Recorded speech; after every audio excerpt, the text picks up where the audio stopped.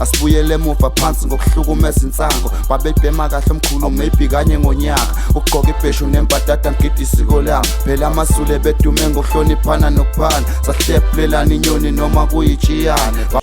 Kube usizi lodwa ngalesi sikhathi ke umculi kaMaskandi uMthandeni Manqele echazela kabantu ke ngosizi ababhekene nalo ngalesi sikhathi behamba ku-N3 beyohlala eMnambithi. Osukwini ke lwayizolo ngalesi sikhathi ke abaculi ke bonke bekade ke benza into ezahlukahlukene iloko bekade ke menywe lapha njengoba ke abanye ke bekade benze imicimbi abanye ke babe sebebhekana ke nezingozi emgwaqweni. Umculi kaMaskandi uMthandeni Igcukamelisha Manqele beke sechaza ngosizi abatheke babhekana nalo behamba ku-N3 nokuyilapho ke abanye ke bamagidangoma ke akhe batheke balimala ke engozini yemoto. Kule ngozi yemoto eyenzakalile ke ku-N3 kulimale ke uShilisi Langa kuyena ke ubhuti omdala kulela qembu. uShilisi Langa kabange ke saqhubeka nomcimbi bekade ke beya kuwo bebheke eMnambithi ubeke sephuthunyiswa ke esibhedlela emva kokuba ke imoto abebekade ke behamba ngayo nokuyimoto kaMasondo uMasondo lona kwamakhumbi omalokwana ke wamatraki afa njalo ngoLwesihlanu. uShilisi uthole ingozi ke yayo ke imoto njengoba bekade semontweni kaMasondo kwaphoqa ukuthi kuShilisi aphuthunyiswe esibhedlela badlale bengasaphelele. Kwenye ke ama-interview atheka wenza kuMthandeni Manqele ubonakala ke nosizi nozwelo ngalesikhathi ke chaza ukuthi silapha nje kasiphelele umfowethu noma kubhuti uShilisi Langa akekho lapha ngenxa yokuthi kube sethola ingozi yemoto.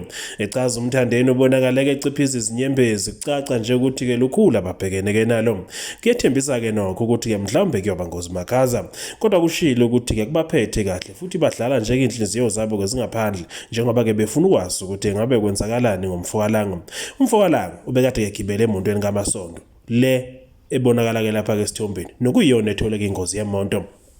Akwaziwa ukuthi ngabe kuMasondo yena isimo sakhe ke sinjani kodwa okuvelile ukuthi umuntu othintekile phakathi ke kwabo uyena uShilisi Langa kuyena umuntu owazi ukuthi kuthinteke kakhulu usesibhedlela njengoba ke sikhuluma ngenxa yokuthi kuselashwa ke khona kodwa ke babeke sebeqhubeka kabanye bahamba ke bayohlala njengoba kuyingxenye yomsebenzi.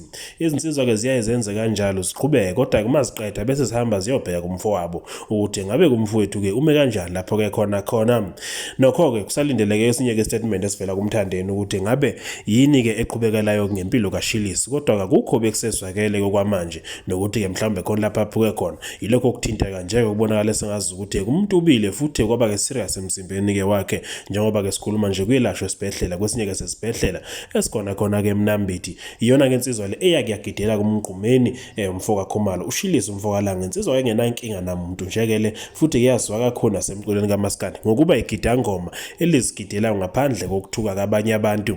Abalandeli ke sebebonakala ke bemthanda kakhulu uShilisi Langa muva nje bembiza ngeRasta kanti ke abaningi bathe ngazi ukuthi ke ungalulama ke mfokalanga njengoba ke singakwaseli lutho olubi emculweni futhi ke sikwazi njengomuntu ohlala ezihlekela nje nohlala ezikhululekele nothemba nothanda uMthandeni Manqele. Asibuyele emuva phansi ngokuhlukumeza insango babebhema kahle omkhulu maybe kanye ngonyaka ugqoka ibheshu nembadada ngidi isiko lami phela amasule bedume ngokuhloniphana nokuphana sahlephulelana inyoni noma kuyijiyane.